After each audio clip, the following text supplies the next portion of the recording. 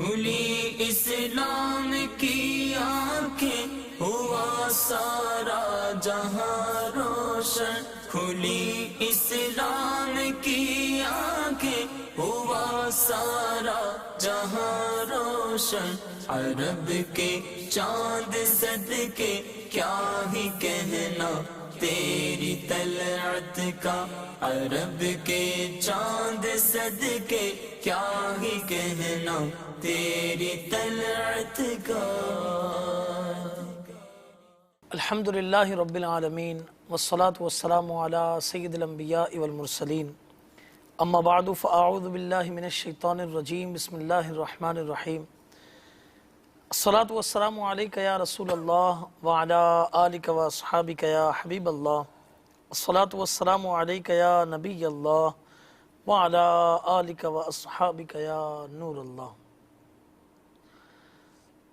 حضرت سیدنا علی بن عطیہ رحمۃ اللہ تعالی علیہ نے خواب میں سرکار دو عالم صلی اللہ تعالی علیہ وسلم کی زیارت کی اور عرض کی کہ اسألک الشفاعۃ یا رسول اللہ صلی اللہ علیہ وسلم، اے اللہ کے رسول صلی اللہ علیہ وسلم میں آپ کی شفاعت کا سوالی ہوں۔ حضور علیہ الصلوۃ والسلام نے ارشاد فرمایا، مجھ پر درود پاک کی کثرت کرو۔ اگر ہم یہ چاہتے ہیں کہ کل بروز قیامت ہمیں سرکار دو عالم صلی اللہ تعالی علیہ وسلم کی میت و شفاعت نصیب ہو تو ہمیں چاہیے کہ ہم اپنے آقا صلی اللہ علیہ وسلم پر درود پاک کی کثرت کریں۔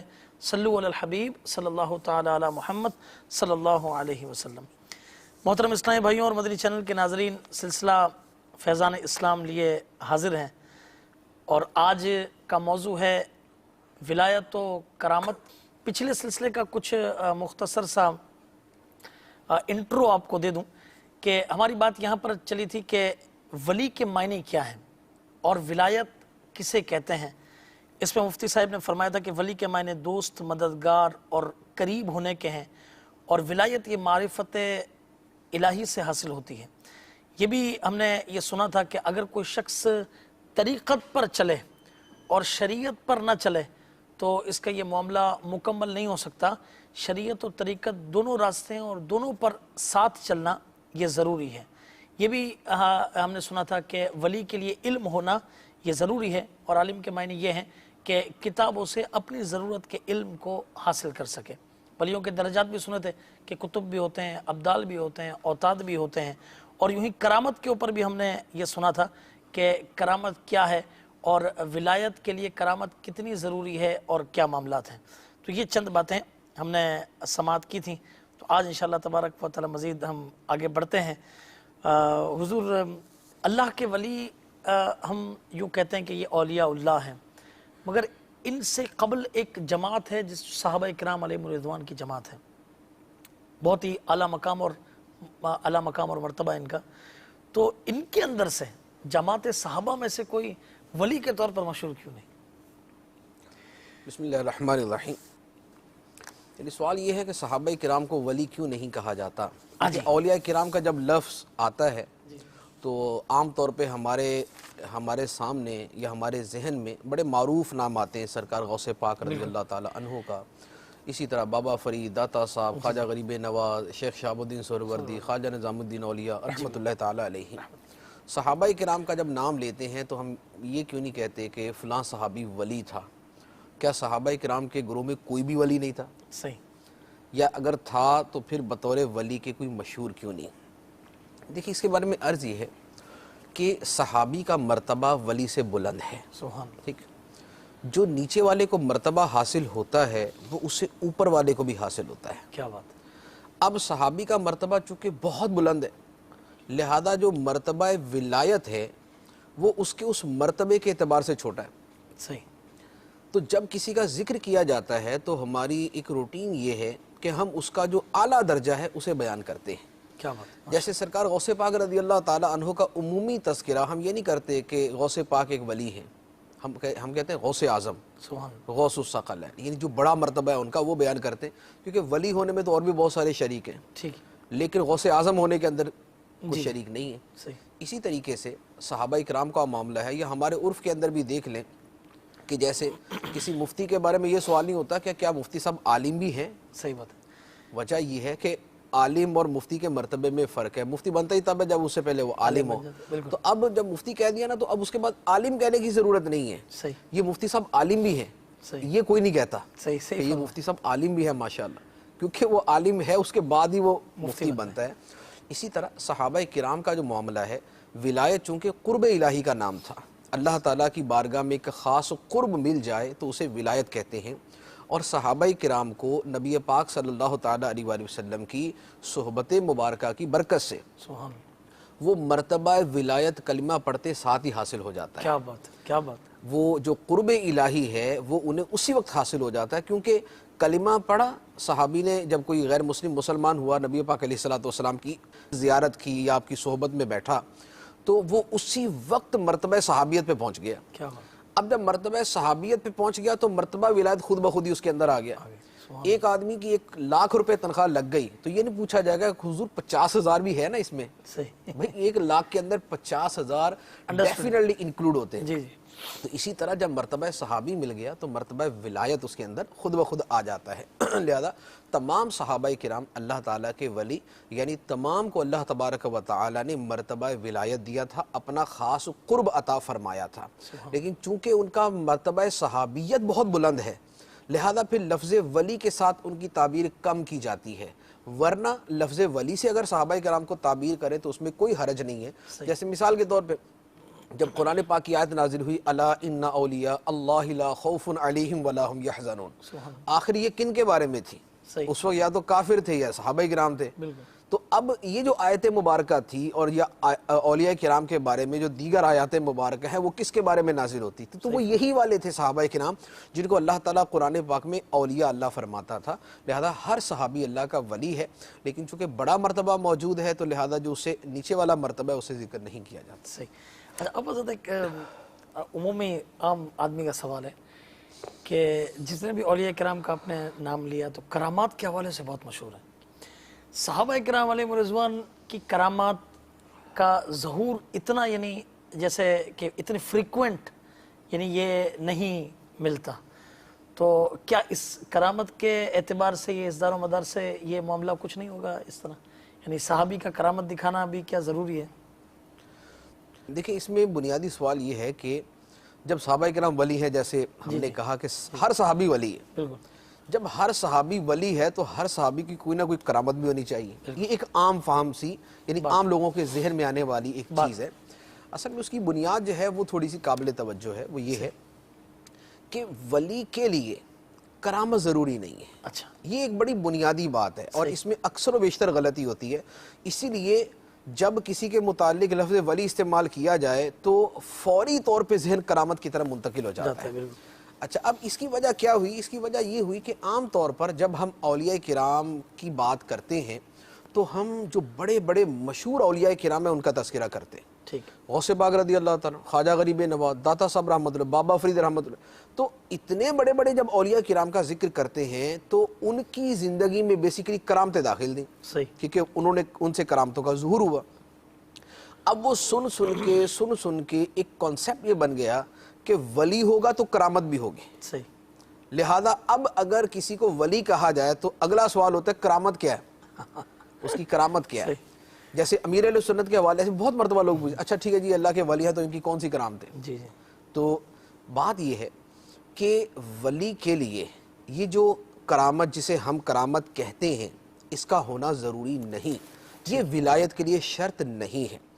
ولی کے لیے اصل شرط ہے کہ اللہ تعالیٰ نے اسے قرب کا وہ مقام عطا کر دیا. سبحان اللہ, سبحان اللہ. اسے قرب کا وہ مقام عطا کر دیا تو وہ ولی ہے.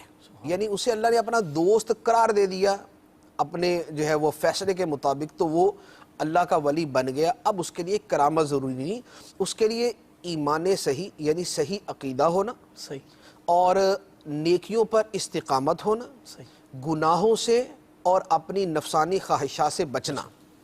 یہ ہے ولی کی تعریف جو ہم نے پہلے بھی بار بار ذکر کی ہے کہ ولی وہ ہے جو عارف باللہ ہے, یعنی اللہ کی صحیح معرفت رکھنے والا ہے. دوسرا یہ کہ عبادات پر اسے استقامت نصیب ہے.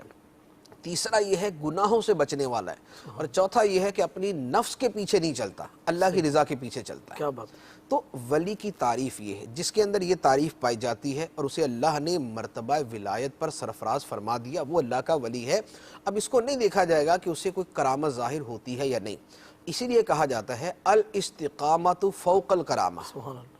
شریعت کے احکام پر استقامت، نبی پاک صلی اللہ تعالیٰ علیہ وآلہ وسلم کی سنتوں پر استقامت کرامت سے بھی بڑھ کے، کیا بات۔ استقامت ثابت قدمی کرامت سے بھی بڑھ کے ہے۔ تو صحابہ کرام کا جو معاملہ ہے وہ یہی ہے کہ اولاً تو یہ جو ہم کہتے ہیں نا کہ جو کرامت جس نام سے معروف ہے وہ کرامت ان میں نظر نہیں آتی، تو یہ تو خیر کم علمی کی بات ہے۔ صحابہ کرام سے بھی بڑی کثرت سے کرامات مروی ہیں، صحیح۔ اس پر باقاعدہ کتاب ہے صحابہ کی کرامات کے نام سے، مولانا عبد المصطفیٰ اعظمی صاحب رحمۃ اللہ علیہ کی کتاب ہے کرامات صحابہ کے نام سے، تو اس میں یہ سارا ذکر کیا ہوا کرامات۔ اچھا، اسی طرح جو صحابہ کرام کی سیرت پر بطور خاص کتابیں ہیں، جیسے وہ اسد الغابہ ہے، الاصابہ ہے، یہ وہ کتاب طبقات ابن سعد ہے، یہ وہ کتابیں ہیں جو صحابہ کرام کی سیرت کو بطور خاص جس میں بیان کیا گیا۔ یا اس کے بعد علامہ ذہبی رحمۃ اللہ علیہ کی کتابیں سیر اعلام النبلاء ہے، اور دیگر اور کتابیں تذکرۃ الحفاظ ہے، اور دیگر بھی بہت ساری کتابیں، تو ان کو پڑھیں تو ان میں صحابہ کرام کی کرامتیں بھی مذکور ہیں، جیسے کرامات عثمان غنی، جی بالکل، ٹھیک ہے۔ اچھا، اسی طرح عاشق اکبر جو امیر علیہ سنت کی صدیق اکبر رضی اللہ تعالیٰ عنہ پر کتاب ہے، اور اسی طرح حضرت سیدنا صدیق اکبر رضی اللہ تعالیٰ عنہ پر جو علمیہ کی اتنی موٹی کتاب ہے، اور سیدنا عمر فاروق رضی اللہ تعالیٰ عنہ پر 2 جلدوں میں کتاب ہے، اس میں بہت ایک کرامتوں کا پورا ایک باب ہے اس کے اندر، اور حضرت علی رضی اللہ تعالیٰ عنہ کی کرامتیں تو ہر بندہ ہی مانتا ہے کہ بھی حضرت علی رضی اللہ تعالیٰ عنہ کی کرامتیں تھیں، اور ولایت جو ہے وہ آپ کے گھر سے چلی، تو یہ سارے معاملات ہیں۔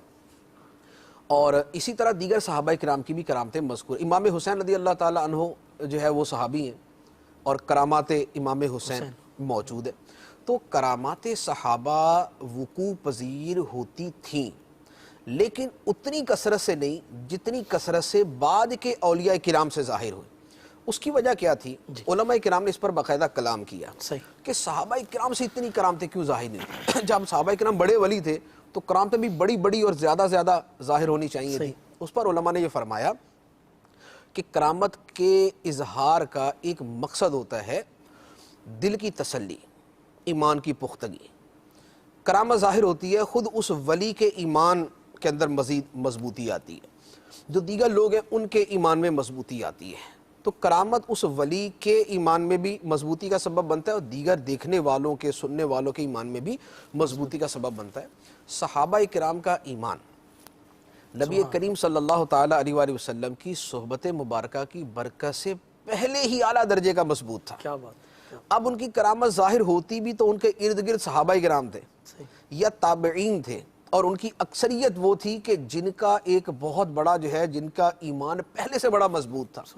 تو یہ ایک وجہ تھی کہ بعد میں کرامتیں زیادہ ظاہر ہوئیں اور پہلے کرامتیں اتنی ظاہر نہیں ہوئیں۔ ایک فرق یہ ہے۔ دوسرا ایک فرق میرے اپنے دل میں آتا ہے، وہ یوں بھی ہے کہ ایسا بھی ہوتا تھا کہ ایسا ایک بعض اوقات یہ بھی ہوتا ہے کہ جو وصف نبی پاک صلی اللہ تعالیٰ علیہ وآلہ وسلم کا بہت ممتاز ہے، وہ زیادہ امتیاز کے ساتھ دوسروں کو عطا نہیں کیا گیا، یعنی اس کی جھلک، اس کا عکس، اس کا ایک پرتو، اس کا ایک شیڈو جو ہے وہ دوسروں کو تو عطا کیا گیا، لیکن زیادہ امتیاز کے ساتھ نہیں عطا کیا گیا۔ کیوں؟ معجزہ، اب اس کی مثال معجزہ، نبی پاک صلی اللہ تعالیٰ علیہ وآلہ وسلم کی ایک خصوصیت تھی، ایک وصف مبارک تھا، اتنی کثرت سے معجزہ ظاہر ہوئے۔ اب اگر کسی دوسرے سے بھی یوں ہزاروں کی تعداد کے اندر ایسی خلاف عادت باتیں ظاہر ہوتی تو لوگ کہیں اس کے بارے میں بد عقیدگی کا اور غلو کا شکار نہ ہو جاتے، صحیح فرمایا، کہ اس کے بارے میں بھی کہتے ہیں کہ شاید سرکار کے بعد ان کو نبوت عطا کی گئی ہے۔ تو لہذا اللہ تبارک و تعالیٰ کی حکمت ہے کہ اللہ تبارک و تعالیٰ نے وہ ایک امتیاز رکھا کہ سرکار علیہ الصلوۃ والسلام کے فوراً بعد اتنی کثرت کے ساتھ کرامات کا معاملہ نہیں فرمایا۔ جب ایک زمانہ گزر گیا، عقیدہ ختم نبوت بھی دلوں کے اندر بالکل جم گیا، اور ہر طرح کی ایک ذہن سے وسوسے نکل گئے، اور ختم نبوت لوگوں کے ذہن میں بیٹھ گیا۔ اب اس کے بعد پھر غوث پاک بھی آئے، پھر دیگر بھی آئے، ان سے اتنی کرامتیں ظاہر ہوئیں، لیکن کسی کے وہم و گمان کے اندر بھی یہ بات نہیں آئی کہ بھئی ان کو نبی کہا جائے یا سرکار کے بعد یہ نبی بن گئے۔ تو اس طرح کی اور بھی حکمتیں ہیں کہ جن کی وجہ سے صحابہ کرام سے اتنی کرامتیں ظاہر نہیں ہوئیں، لیکن بعد والوں سے کرامتیں زیادہ ظاہر ہوئیں۔ اچھا حضرت، بات چلی انبیاء کرام علیہ الصلوۃ والسلام کی، تو انبیاء کرام علیہ السلام ان کا مقام اور مرتبہ یہ صحابہ کرام علیہ رضوان سے بھی اعلیٰ اور افضل ہے بلا شبہ. تو ولی کا لفظ کیا کسی نبی کے لیے استعمال ہو سکتا ہے؟ کیونکہ جیسے مددگار قرب کے معنی میں. ولی کا لفظ نبی کے لیے جی استعمال ہو سکتا ہے یا نہیں، یا یوں کہہ لیں کہ کیا نبی بھی ولی ہوتا ہے؟ جی تو اس میں دونوں چیزوں کے حوالے سے جواب یہ ہے صحیح. کہ نبی ولی بھی ہوتا ہے اور نبی پر ولی کا لفظ بھی بولا جا سکتا ہے، لیکن اس میں تھوڑا سا یہ دیکھنا ہوتا ہے کہ کہاں بولا جا رہا ہے اور کہاں لکھا جا رہا ہے. صحیح. کیونکہ ایک ہمارے عرف کے اعتبار سے جب نبی اور ولی کا ایک جو فرق ہے وہ لوگوں کے ذہن میں بڑا بین ہے. جی اب اگر کسی کے حوالے سے یہ کہہ دینا کہ وہ ولی تھے تو فوراً لوگوں کا ذہن اس طرف چلا جاتا کہ اچھا پھر وہ نبی نہیں تھے.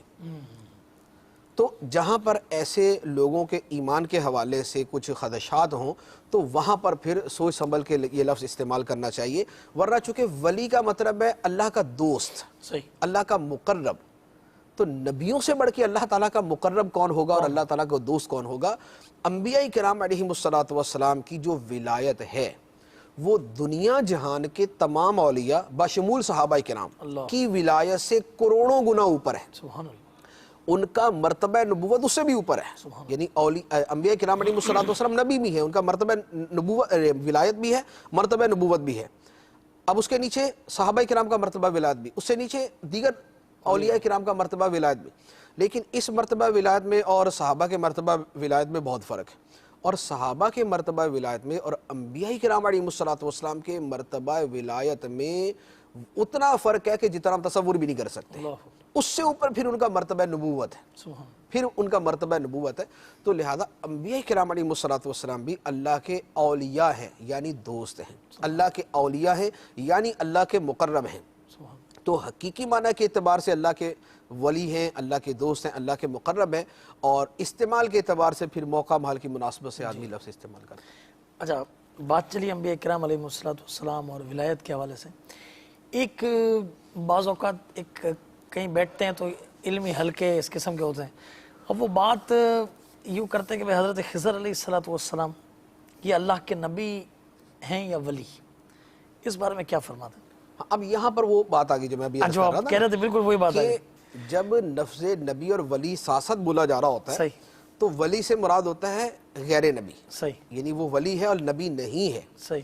اور جب نبی بولا جا رہا تھا تو اس سے مراد یہ ہوتا ہے کہ وہ غیر ولی جو نبی نہیں ہے. جی تو یوں فرق ہوتا ہے، ورنہ وہی تھا کہ نبی ولی ہے. صحیح. ہاں ولی کا نبی ہونا ضروری نہیں ہے، نہیں ولی اگر نبی ہے تو پھر وہ اس اعتبار سے وہ نبی بھی ہے جیسے اللہ تعالیٰ کے انبیاء کرام علیہ السلام. اب حضرت خضر علیہ السلام ان کے بارے میں علماء کا اختلاف ہے صحیح کہ یہ نبی تھے یا نہیں تھے. صحیح نبی تھے تو پھر ولی بھی تھے، ایک تو یہ ہو گیا. نبی نہیں تھے صرف ولی تھے، صحیح. ایک قول یہ. لیکن جمہور یعنی جو اکثریت علماء کی ہے وہ، اور اعلیٰ حضرت رضی اللہ تعالیٰ عنہ نے بھی یہی بیان فرمایا ہے کہ حضرت خضر علیہ السلام نبی تھے، صحیح ولی بھی تھے لیکن نبی بھی تھے. ایسا نہیں ہے کہ آپ نبی نہیں تھے اور صرف ولی تھے. لہذا جو ایک راجح قول یعنی زیادہ ترجیح والا ہے، یعنی پریفریبل قول ہے، وہ یہی ہے کہ حضرت خضر علیہ السلام اللہ تعالیٰ کے نبی تھے. اچھا ایک یہاں پر یہ سوال یہ پیدا ہوتا ہے کہ اولیاء کا ہم تذکرہ کرتے ہیں، ہم کہتے ہیں متقین، ہم کہتے ہیں صالحین، تو یہ سب چیزیں ایک ہی ہیں یا اولیاء الگ ہیں، متقین الگ ہیں، صالحین الگ ہیں؟ کیا فرماتے ہیں سب؟ دیکھیں لفظ صالحین، لفظ متقین، لفظ خاشعین جی اور لفظ مخبتین، یہ بہت سارے الفاظ ہیں جو قرآن پاک میں مختلف مقامات پر آئے ہیں. ٹھیک. اور ہر جگہ جو ہے وہ اس کے آگے پیچھے کچھ اوصاف بھی بیان کیے گئے. جیسے شروع قرآن پاک میں ہدی للمتقین، آگے اوصاف ہے الذین یؤمنون بالغیب. اچھا یا وہ ہے کہ مخبتین ذکر کیا تو آگے پھر ان کے اوصاف بیان کر دیے گئے. تو اثر یہ ہے کہ یہ سارے لفظ جو ہے نا ان کا حقیقی معنی تو ہر ایک کا جدا ہے. ٹھیک. کیونکہ جب ان کا مادہ اشتقاق سے مراد جو اس کے روٹ، اس کا روٹ ورڈز ہیں، جو اس کے روٹس بنتے ہیں، یعنی جس سے وہ لفظ بنتا ہے، وہ چونکہ مختلف ہے لہذا اس کے اندر اسی معنی کا لحاظ کیا جائے گا. یعنی متقین میں معنی تقوی، صحیح، جو ہے وہ دیکھا جائے گا۔ صالحین کے لفظ میں معنی صلاح، صحیح، صالحہ، اعمال صالحہ، یہ والا معنی دیکھا جائے گا۔ صحیح، لفظ ولی کے اندر معنی ولایت، قرب، دوستی، یہ والا معنی دیکھا جائے گا۔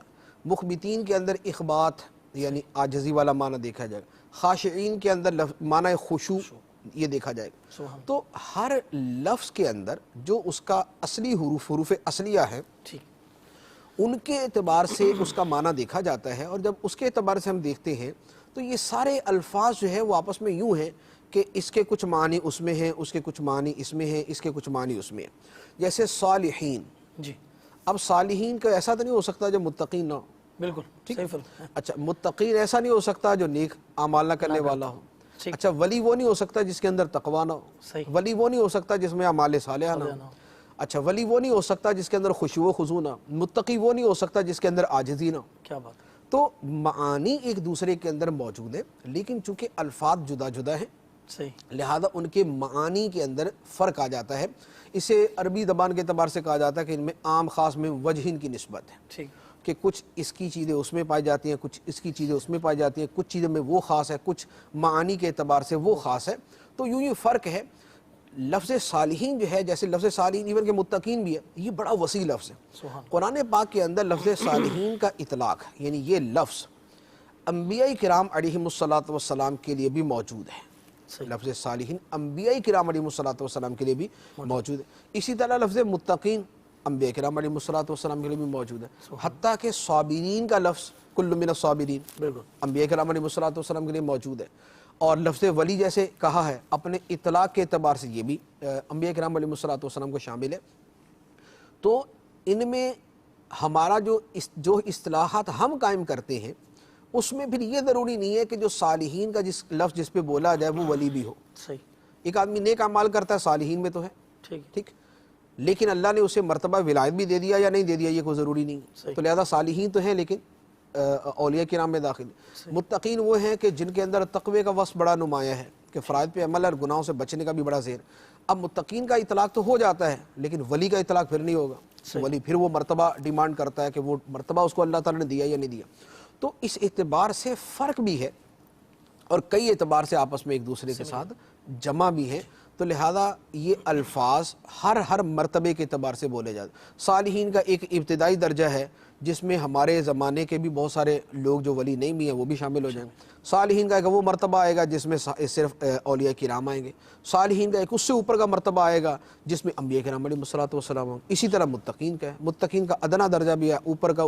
تو یہ رینکس ہیں اس کے اندر نا، یعنی یہ درجات ہیں۔ اب درجات کے اعتبار سے نیچے سے لے کر اوپر تک بہت سارے درجے ہوتے ہیں، جیسے خود ولایت کے اندر صحیح، ولایت کا ابتدائی درجہ بھی ہے، اس کا اوپر بھی ہے، اوپر بھی ہے، اوپر بھی ہے، اوپر غوث پاک بھی ہے۔ تو اسی طرح صالحین کے اندر، اسی طرح متقین کے اندر، اسی طرح خاشعین کے اندر، اسی طرح مخبتین کے اندر، تو یہ سارے الفاظ ان معنی کے اعتبار سے دیکھے جاتے ہیں۔ اچھا، اس چیز کو سمجھانے کے لیے میں آپ سے ریکویسٹ کروں گا کہ وہ آپ نے غوث پاک رحمۃ اللہ تعالیٰ کا وہ جو واقعہ سنایا تھا کہ جس میں وہ ایک بزرگ نے فرمایا کہ غوث پاک اس دروازے سے کبھی آئے گئے نہیں ہیں، یہ اگر ارشاد فرمائے تو مدنی چینل کے ناظرین کو اور یعنی ایک سمجھ میں آئے گا۔ یہ حضرت عبد الرحمن تفسونجی رحمۃ اللہ علیہ کا واقعہ ہے۔ جی، یہ اکابر اولیاء کرام میں سے تھے صحیح، اور سرکار غوث پاک رضی اللہ تعالیٰ عنہ کے زمانے کے یہ ولی ہیں، بڑے مرتبہ و مقام والے ولی۔ صحیح، تو یہ ایک مرتبہ اپنے مریدین کے اندر ایک بیان فرما رہے تھے اور درمیان واز انہوں نے ارشاد فرمایا کہ میرا مرتبہ اولیاء کرام کے درمیان ایسا ہے جیسے عام پرندوں کے اندر اونچی گردن والا پرندہ۔ صحیح، تو وہ اونچی گردن والا پرندہ فائق ہوتا ہے دوسروں کے اوپر۔ تو اب انہوں نے یہ فرمایا تو اس کا دوسرا مفہوم یہ بنتا تھا کہ اولیاء کرام کے اندر میرا مرتبہ بلند ہے دوسروں سے۔ صحیح، تو وہیں مجمع کے اندر ایک صاحب بیٹھے ہوئے تھے، انہوں نے عرض کی کہ حضور کچھ عرض کرنا ہے۔ تو فرمایا بولو۔ تو انہوں نے کہا کہ حضور میں آپ سے کشتی لڑنا چاہتا ہوں۔ اللہ، تو حضرت عبد الرحمن تفسونجی رحمۃ اللہ نے یہ مطالبہ سنا، حیرت زدہ ہو گئے کہ یہ کس قسم کا مطالبہ ہے، لیکن اس کے دل کے اوپر غور کیا کہ یہ کون ہے، کیا کہہ رہا ہے یہ۔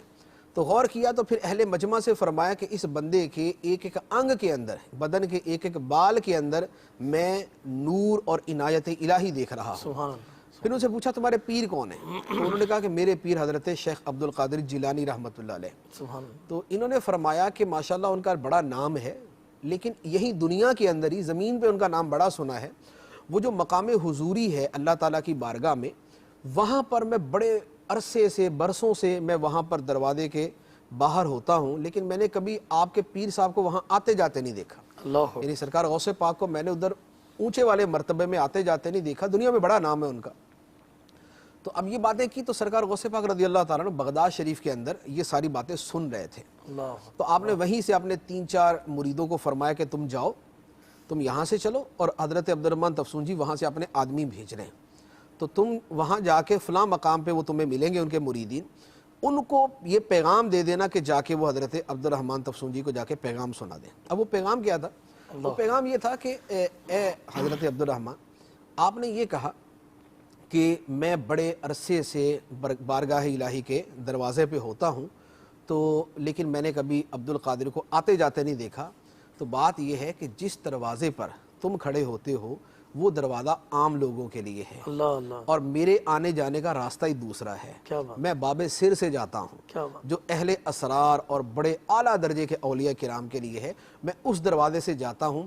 اور دوسرا یہ ہے کہ جو دروازے سے باہر کھڑا ہے اسے کیا پتا کہ اندر کون ہے، اللہ تو ہم اندر ہوتے ہیں. کیا بات، اور دوسری بات فرمائی کہ اس کی نشانی کہ میں وہاں ہوتا ہوں، اس کی نشانی یہ ہے کہ فلاں دن مقام رضا پر آپ کو ایک خلعت، ایک لباس عطا کیا گیا تھا، وہ لباس اللہ تعالیٰ نے میرے ہاتھوں ہی تمہیں بھیجا تھا. سبحان، اور تیسری بات یہ ہے کہ وہ جو فلاں دن مقام فتح پر 12,000 اولیاء کرام کی موجودگی میں جو آپ کو ایک لباس عطا کیا گیا جس پہ سونے کے تاروں کے ساتھ لکھا ہوا تھا قل هو اللہ شریف، وہ جو قل هو اللہ شریف لکھی تھی وہ میں نے ہی لکھی ہوئی تھی اس کے اوپر.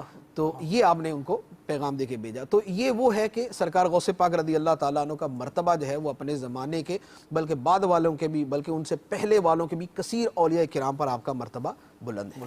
سبحان اللہ، سبحان. اچھا حضرت، اولیاء کرام کی اتنی کرامات ہوتی ہیں، تو کیا اولیاء اللہ معصوم ہوتے ہیں؟ یعنی ان سے گناہ صادر ہونا یہ ممکن ہے؟ اس بارے میں کیا فرماتے ہیں؟ اولیاء کرام معصوم نہیں ہوتے، محفوظ ہوتے ہیں. اچھا، محفوظ اور معصوم میں فرق کیا ہے؟ صحیح. معصوم جو ہے، معصوم وہ ہے کہ جن سے گناہوں کا اصلاً صدور نہیں ہوتا، یعنی جو بالکل گناہ نہیں کرتے، اور ان سے گناہ کا ہونا شرعی اعتبار سے محال ہے کہ اللہ نے ان سے وعدہ فرما لیا کہ یہ گناہ نہیں کریں گے، تم سے گناہوں کا ظہور نہیں ہوگا، تو اب ان سے شرعاً گناہ نہیں ہوتا. ایک بحیثیت انسان طاقت ہے، لیکن چونکہ اللہ نے وعدہ فرما لیا تو اب وہ وعدہ آگے آ جاتا ہے، تو لہذا ان سے گناہوں کا صدور نہیں ہوتا. تو شرعی اعتبار سے ان سے گناہوں کا صدور ہو جانا محال ہے. اور یہ انبیاء کرام علیہ السلام ہیں اور فرشتے ہیں، یعنی معصوم جو ہیں وہ انبیاء ہیں اور فرشتے ہیں. فرشتوں اور نبیوں کے علاوہ کوئی معصوم نہیں ہے. بچوں کو لوگ معصوم کہتے ہیں، وہ اور اعتبار سے ہوتا ہے. معصوم یعنی ایک شرعی اصطلاح ہے، صحیح. یہ ایک شرعی اصطلاح، اس کے اعتبار سے تو نبی اور فرشتے ہی معصوم ہیں. بچوں کو جو کہا جاتا ہے وہ ہمارا ایک عرفی معنی ہے کہ یار یہ چہرے سے ایسے لگتے ہیں، نہیں، وہ ہمارا عرف. بعض اوقات ایک بچہ شرارت نہیں کرتا، یار کتنا معصوم بن کے بیٹھا ہوا ہے، تو یہ شرارت کوئی نہیں کرتا. تو یہ اس طرح کے معنی میں ہوتا ہے، یہ ایک عرف ہے، وہ شرعی معنی کے اعتبار سے تو نہیں بولا جا سکتا. تو نبی اور فرشتے کے علاوہ کوئی بھی معصوم نہیں ہے. ہاں اولیاء کرام محفوظ ہیں. محفوظ ہیں کیا مطلب؟ اللہ تعالیٰ ان کی بھی حفاظت فرماتا ہے. سبحان. اللہ تعالیٰ ان کی بھی حفاظت فرماتا ہے اور ان سے گناہ نہیں ہوتے، لیکن ان کے حق میں اللہ تعالیٰ نے یہ وعدہ نہیں کیا ہوا کہ ان سے گناہ ہوگا ہی نہیں. ٹھیک ہے. لہذا اگر ان سے گناہ ہو جائے تو وہاں کوئی رکاوٹ نہیں ہے، وہاں کوئی ہرڈل نہیں ہے کہ ان سے گناہ ہو نہ سکے، کہ اللہ تعالیٰ نے ایسا وعدہ نہیں فرمایا. لیکن اللہ تعالیٰ اپنے فضل سے ان کے ساتھ یہ معاملہ فرماتا ہے کہ ان سے گناہ نہیں ہوتے، لیکن بعض اوقات ہو بھی جاتے ہیں، اس میں پھر تکوینی حکمتیں ہوتی ہیں، تو انہیں محفوظ کہا جاتا ہے. اللہ تعالیٰ نے جب شیطان کو مردود قرار دیا تو شیطان نے کہا کہ اے اللہ میں تیرے بندوں پہ حملہ کر دوں گا، میں یہ کر دوں گا، وہ کر دوں گا. تو اللہ تعالیٰ نے فرمایا جو کرنا ہے کر لے. اب اس کے بعد آگے الفاظ مبارک ہے، ان عبادی لیس لک علیہم سلطان، بے شک جو میرے خاص بندے ہیں ان پر تیرا کوئی قابو نہیں چلے گا. تو یہ جو ہے کہ خاص بندوں پر قابو نہیں چلے گا، اس میں انبیاء کرام علیہ السلام اپنے مرتبے کے اعتبار سے ہیں اور اولیاء کرام رضوان اللہ علیہم اجمعین اپنے مرتبے کے اعتبار سے ہیں. تو لہذا اولیاء کرام کو معصوم نہیں کہہ سکتے، ان کو محفوظ کہیں گے کہ ان کی حفاظت ہوتی ہے گناہ ہونے سے، کہ گناہ ان سے صادر نہ ہو. سبحان اللہ، سبحان اللہ. دو کالز آئی ہوئی ہیں موضوع کے متعلق. جی سنا دیجیے. السلام علیکم ورحمۃ اللہ وبرکاتہ. وعلیکم السلام ورحمۃ اللہ وبرکاتہ.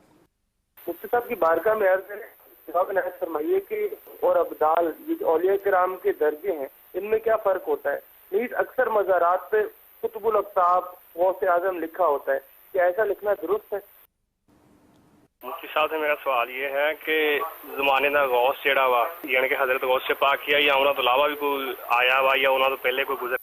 پہلا سوال یہ ہے کہ انہوں نے کہا کہ مزاروں پہ جاتے ہیں ہم تو مختلف مزارات پہ قطب الاقطاب غوث اعظم لکھا ہوتا ہے، تو میرا خیال ہے غالباً یہ سوال ہوگا کہ ہم یہاں بھی غوث پاک کو شیخ عبد القادر جیلانی رحمۃ اللہ تعالی کو غوث پاک کہتے ہیں، تو اس میں کیا فرق ہے یا کیا معاملہ ہے؟ دیکھیں یہ جو مرتبے ہیں جی یہ ان کی خاص ڈیفینیشن ہے. صحیح. غوث اعظم کا لفظ تو کسی دوسرے کے لیے استعمال نہیں ہونا چاہیے الا یہ کہ اس زمانے کا غوث اعظم وہ ہو، تو یعنی ہر زمانے میں ایک غوث ہوتا ہے صحیح. اور اس زمانے لیکن وہ ایک ہی ہوتا ہے، صحیح. تو لہذا وہ اپنی ذات کی حد تک اولیاء میں اعظم ہیں. صحیح. لیکن غوثوں میں جب کمپیریزن ہوتا ہے تو پھر سرکار غوث پاک رضی اللہ تعالیٰ عنہ کا ایک خاص نام ہے، یہ دوسروں پر استعمال نہیں ہونا چاہیے. اور غوث اعظم جو سمجھدار ہیں اور جن کو تھوڑا سا واقعی معلومات بھی ہیں کچھ اس ولایت والی فیلڈ کی، تو وہ تو غوث اعظم کا لفظ دوسرے کے لیے استعمال نہیں کرتے. ہاں قطب الاقطاب کا لفظ ہوتا ہے. جی جی. قطب الاقطاب جو ہے یہ لفظ یہ چونکہ ایک ٹرم ہے، صحیح. یعنی اولیاء کرام میں کوئی ابدال ہیں، کوئی بدل، یعنی ابدال جمع ہے بدل کی. بدل کا مطلب ہے ایک خاص ولایت کی قسم ہے، وہ دوسرے کی جگہ پر جو ہے وہ جاتا ہے تو اپنی جگہ کو چھوڑ کے جاتا ہے. صحیح. اب یہ کوئی ہے اور اس کے بارے میں معلوم ہے، خواہ اس کے اپنے دعوے سے کہ وہ ولی اور اس نے بتا دیا کہ میرا مرتبہ قطب الاقطاب کا ہے، یا اس کے بارے میں دیگر اولیاء کرام یہ کہتے ہیں، تو پھر تو اس کے لیے وہ لفظ استعمال کیا جائے. ورنہ یہ ہے کہ ہر نیک بندہ جو فوت ہوا اسے یکدم قطب الاقطاب ہی بنانا ہے، یہ بڑی ایک عجیب سی روش ہے، اس کا کوئی سر پیر نہیں ہے، یہ طریقہ کار نہیں ہونا چاہیے. القاب دینے کے اندر تھوڑا سا یہ دیکھ لیا جائے کہ وہ لقب اس پر شرعی اعتبار سے چشمہ کرنا، اس پہ منطبق کرنا یہ درست بھی ہے یا نہیں. جیسے اب مثال کے طور پہ امام مسجد، تو ہر امام مسجد کو اگر مفتی صاحب کہنا شروع کر دیں تو بات نہیں بنے گی، ٹھیک ہے. اچھا اسی طرح جو ہے مفتی ہے تو ہر مفتی کو جناب مفتی اعظم ہندو سندھی کر دیں اس کو، یہ بھی درست نہیں. جس کا مرتبہ ہے اس کے لیے وہ لفظ استعمال کیا جائے. اسی طریقے سے ولایت کے مراتب ہے. قطب ایک ولیوں کی ایک خاص قسم ہے. اب جو اس قسم پر فائز ہے، جو اس مرتبے پر فائز ہے، اس کے لیے تو قطب کا لفظ استعمال کیا جائے.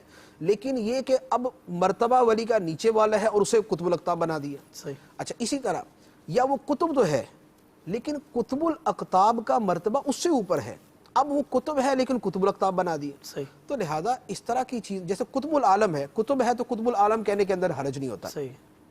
تو ولیوں کا وہ مرتبہ جو اس حقیقی ولی نے خود بتا دیا، یا تو وہ اس کے لیے استعمال کیا جائے، یا وہ مرتبہ کہ جو دیگر اہل معرفت اولیاء کرام نے بیان کیا وہ والا مرتبہ اس کے لیے استعمال کیا جائے.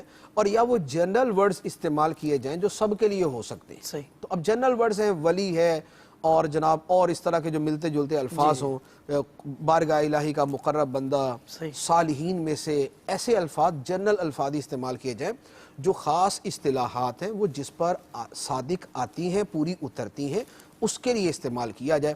جیسے اعلیٰ حضرت رضی اللہ تعالیٰ عنہ کے لیے حضرت سید علی حسین اشرفی رحمۃ اللہ علیہ نے فرمایا، وضو فرما رہے تھے تو رونا شروع کر دیا. لوگوں نے پوچھا حضور کیا ہوا؟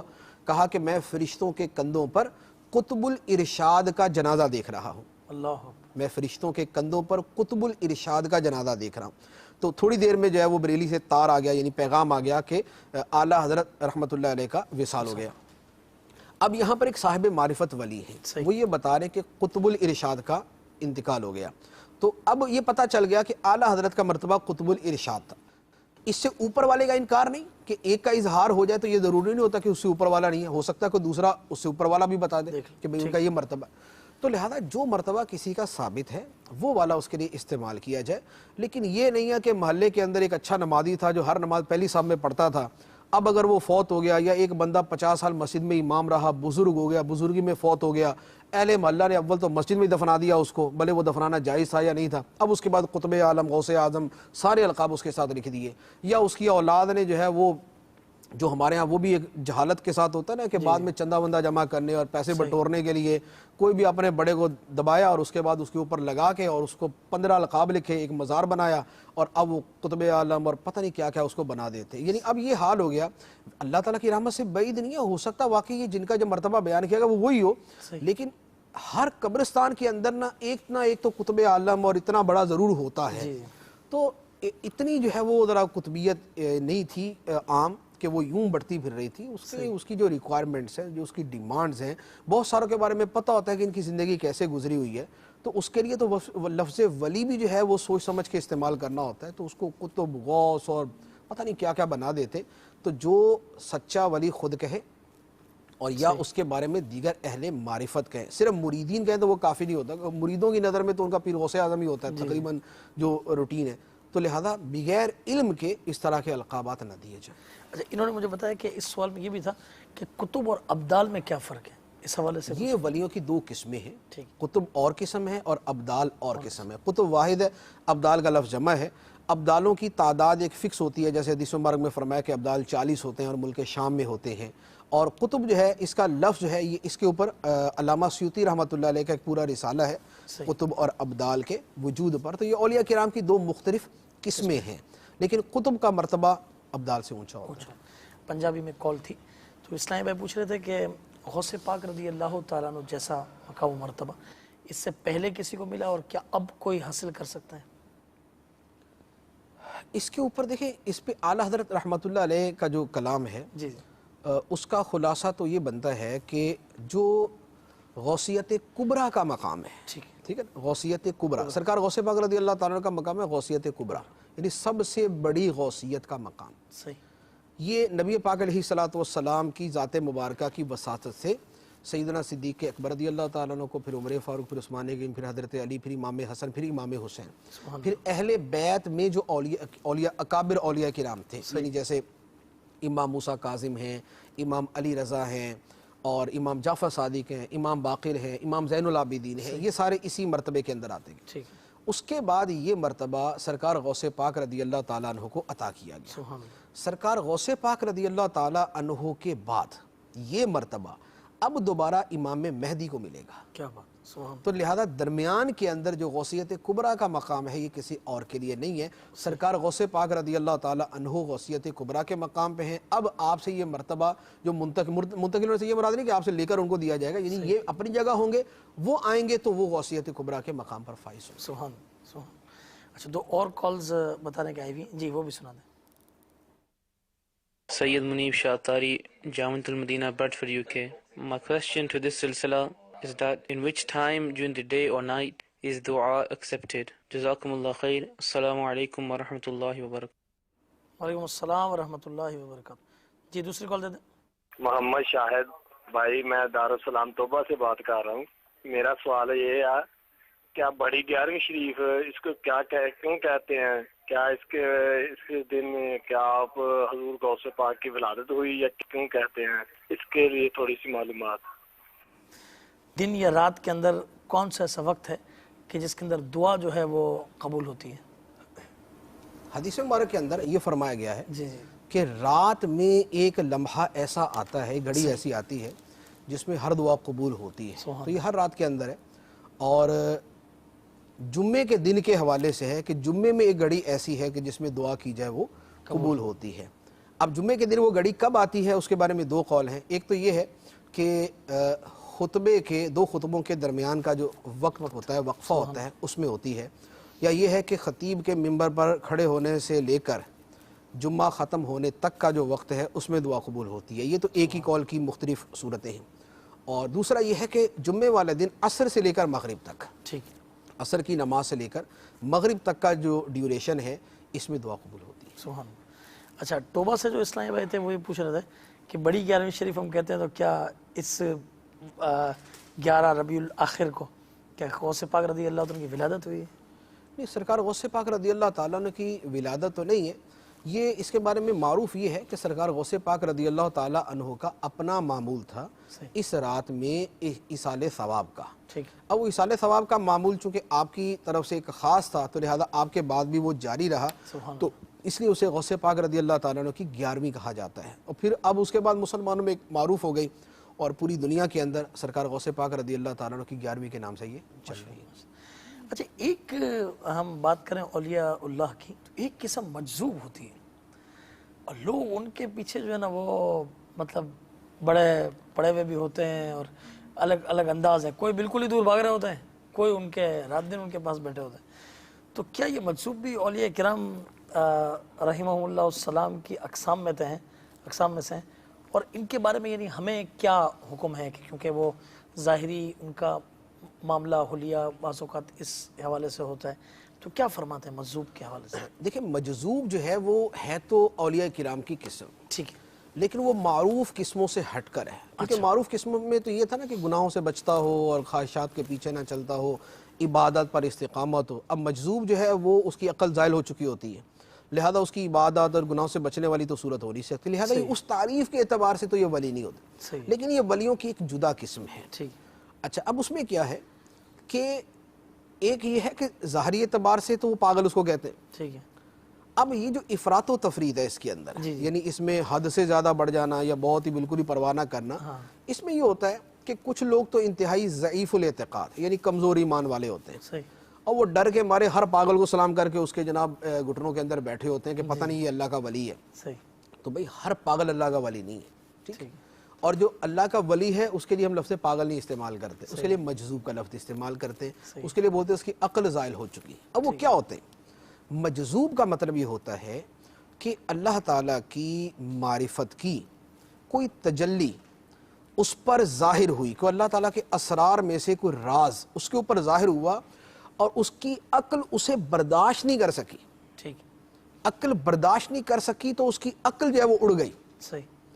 تو یہ اب اس تجلی کے اندر مشغول ہو جاتا ہے. اللہ جو اللہ نے اس کو مقام یا جو راز دکھایا ہوتا ہے, جو اس پر ظاہر کیا ہوتا ہے, یہ اس میں مشغول ہو جاتا ہے اور بقیہ دنیا کی سینس اس کی ختم ہو جاتی ہے. صحیح. تو جس کو واقعی یہ مرتبہ دیا گیا وہ اللہ کا ولی ہے کہ اس کے اوپر ایسا ایک مرتبہ ایک اسرار میں سے کوئی چیز کھلی ہے اور اس کے ساتھ یہ معاملہ ہو گیا. لیکن وہی کہ بھئی جو پاگل دیکھا اور جس نے کپڑے اتارے ہوئے اس کو ولی مان کے اس کے پیچھے پیچھے چلنا شروع کر دیے, جاہلانہ رویہ, ایسا نہیں ہونا چاہیے. اچھا اب باقی یہ کہ ان کے قریب جانا چاہیے یا نہیں, اس میں عافیت یہ ہے, عافیت یہ ہے کہ ان کو تکلیف ہرگز نہ پہنچائے جائے, خواہ وہ کوئی بھی ہو. وہ تو پاگل حقیقی یعنی پاگل ہے اور کچھ بھی نہیں ہے اس کو بھی تکلیف تو نہیں پہنچانی چاہیے. تکلیف جانور کو نہیں پہنچانے کی اجازت تو یہ تو بہرحال انسان ہوتا ہے, تکلیف نہ پہنچائی جائے. دوسرا یہ ہے کہ ان کو کوئی ان کی جو جائز خواہش ہے, ان کی طلب ہے, وہ پوری کر دی جائے, لیکن ان کے قرب سے بچا جائے.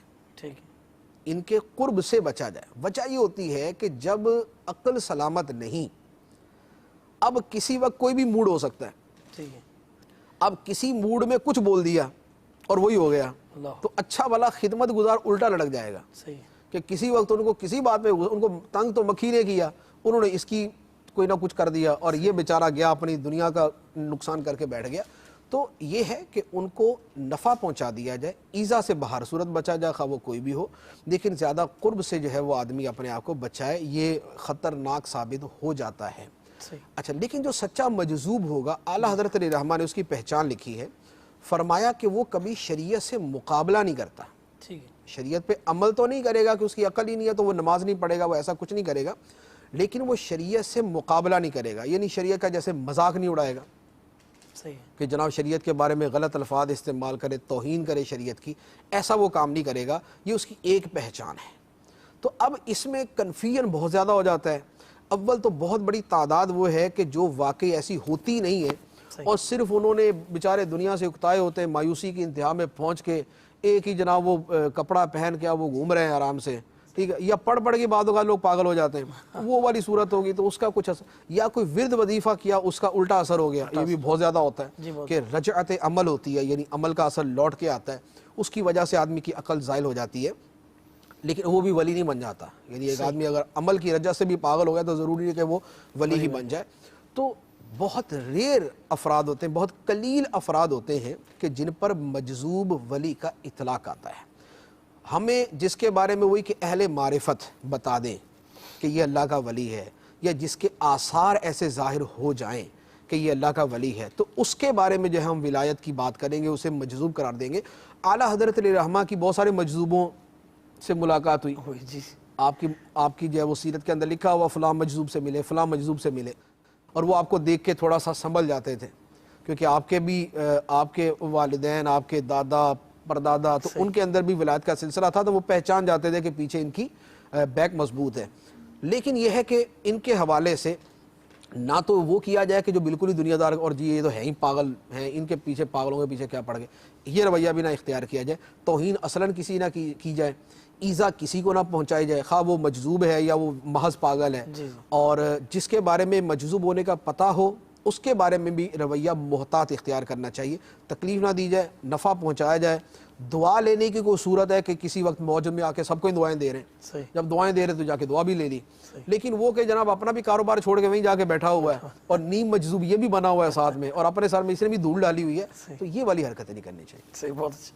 میسیجز آئے ہوئے میرا خیال ہے. اکثر یہ کہہ دیتے ہیں کہ فلاں آدمی معجزے کے طور پہ بچ گیا, جیسے کوئی ایکسیڈنٹ سے بچ جائے, اب بقیہ تو سارے کے سارے لپیٹ میں آ گئے اور ایک بندہ بچ گیا تو یار معجزاتی طور پہ بچ گیا. تو یہ ایک ہمارا ایک لغت کے اعتبار سے لفظ ہے. یہاں کسی کے ذہن میں معجزہ کی جو شرعی تعریف ہے وہ والی مراد نہیں ہوتی.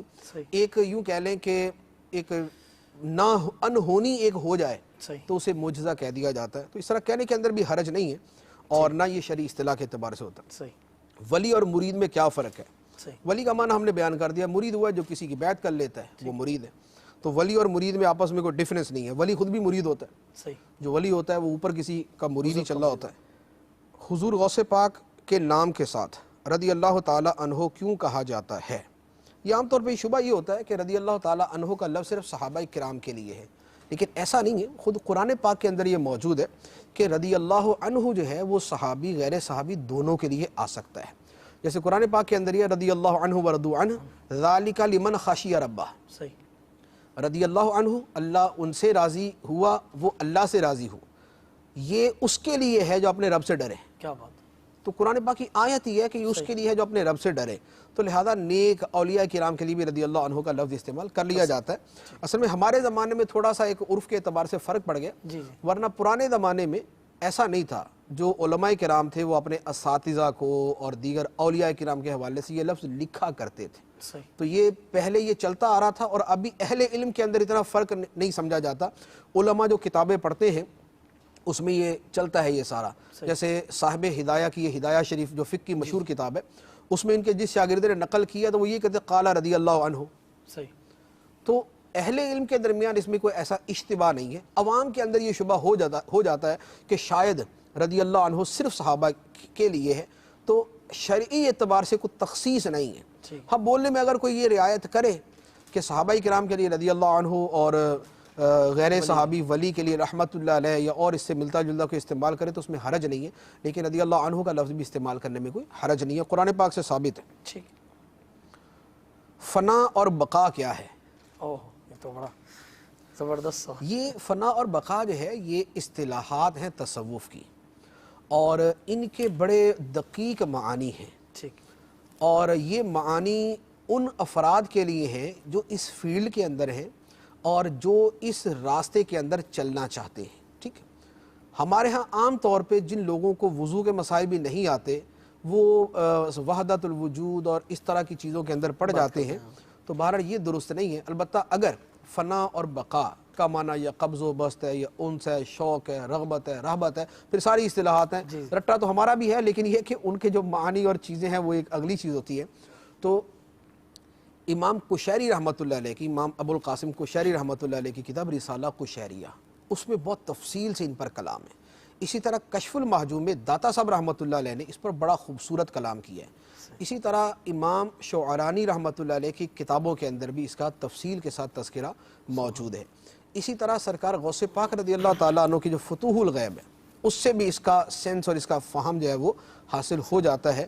تو یہ ہے کہ یہ وہ چیزیں ہیں کہ جو آج کے زمانے میں شاید الفاظ ہی ہیں, ان کی جو حقیقی وجود ہے وہ کو سننے دیکھنے کے اندر کبھی آتا نہیں ہے. پر علم کے اعتبار سے پڑھنا ہو تو رسالہ قشیریہ اور کشف المحجوب کے اندر یہ موجود ہے. صحیح. لیکن وہ یہ کہ یہ چیزیں وہ بعد میں پڑھیں, پہلے جو فرد علم ہے, ضروری علم ہے, وہ حاصل کر لینا چاہیے. انبیاء کرام علیہم السلام اپنی قبروں میں حیات ہیں, کیا ولیوں کے بارے میں بھی ایسی آیت اور حدیث ہے؟ قبروں کی زندگی کے اوپر کثیر احادیث ہیں, قبروں کی زندگی پہ کثیر احادیث ہیں.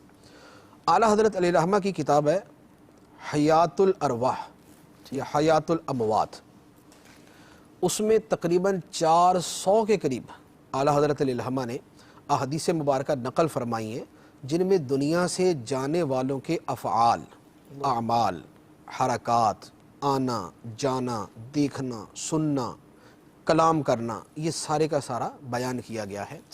اور حیات کے اوپر بڑی واضح سی دلیل میں عرض کر دیتا ہوں. جیسے ہمیں یہ حکم ہے کہ جب ہم قبرستان جائیں تو قبرستان جا کے ہم کہیں السلام علیکم یا اہل القبور یغفر اللہ لنا ولکم وانتم سلفونا ونحن بالاثر, اور بھی اس طرح کی دیگر الفاظ بھی ہیں. اب اس میں ہے کہ جا کر سلام کہیں. سلام جو ہے کسی بے روح چیز کو نہیں کہا جاتا, یعنی ایسی شے کو نہیں کہا جاتا جسے ادراک نہیں ہے. ہم اپنے گھر کی دیواروں کو جا کے سلام نہیں کر رہے ہوتے, دیوار السلام علیکم ٹھیک ٹھاک رہی, پریشان تو نہیں, بوریت تو نہیں, ایسا نہیں کرتے. تو قبرستان جا کر جو سلام کہنے کا حکم ہے ہمیں, اور جو سنت ہے وہ اسی لیے ہے کہ وہ سنتے ہیں, اور سننا جو ہے وہ زندگی کی علامت ہے. حیات ہے ہی وہ کہ جس کے ذریعے ادراک ہوتا ہے, سننے کا ادراک اور حصول علم کا ادراک ہوتا ہے. تو یہ حدیث مبارک بڑی واضح دلیل ہے. جب عام مردوں کے حوالے سے یہ ہے تو اولیاء کرام کا مرتبہ تو ان پر بلند ہے, تو لہذا اس پر کثیر روایتیں موجود ہیں اور ان سے اس کا ثبوت ہے. تو الحمدللہ آج ولایت و کرامت کے حوالے سے آپ نے بہت سارے ایمان افروز مدنی پھول مفتی صاحب سے سماعت کیے. اللہ تعالی ہم سب کو عمل کی توفیق عطا فرمائے. آمین بجاہ النبی الامین صلی اللہ تعالی علیہ وسلم. صلو علی الحبیب صلی اللہ تعالی علی محمد صلی اللہ علیہ وسلم. کھلی اسلام کی آنکھیں ہوا سارا جہاں روشن, کھلی اسلام کی آنکھیں ہوا سارا جہاں روشن.